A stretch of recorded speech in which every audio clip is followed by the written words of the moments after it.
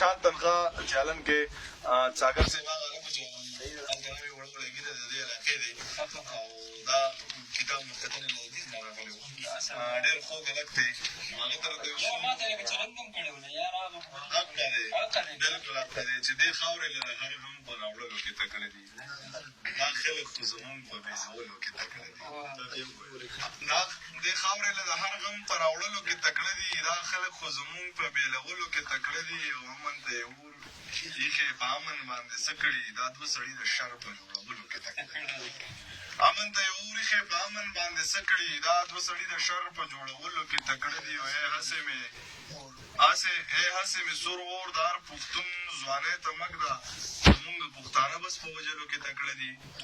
او دا ومنه د هغه جان شراب دې پې ارام کړل دا مه وایه ساقي چې دوی په څښلو کې تکړه دي دا ومنه د هغه جان شراب دې پې ارام کړل دا مه وایه ساقي چې دوی په څښلو کې تکړه دي او دا ومنه چې دغه مسوخ بس دشمنان دي دا کم خلک چې مونږ ته اوس په کلو کې تکړه دي دا ومنه چې دغه مسوخ باغ دشمنان دي دا کم خلک چې مونږ ته اوس په کلو کې تکړه دي او ضمیره د زړه اور دی لا مړ شوی نه دی یاره ضمیره د زړه اور دی لا مړ شوی نه دی یاره دا ښکلي خو د زړونو په سېزلو کې تکړه دي جمشید ضمیره د زړه اور دی لا مړ شوی نه دی یاره دا ښکلي خو د زړونو په سېزلو کې تکړه دي او خبرې اورم خبرې ښه د زړه نه کومه خبرې کوم خو د خبرو کاروبار نه کومه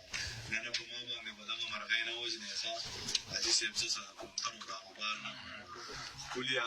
خرچه چې درته کمه شي زر ځان خفه کړې ښکليه زه څه د پوډرو کاروبار نه کوم زه به کلیوال هم ټول زه به د مایک وګرځوم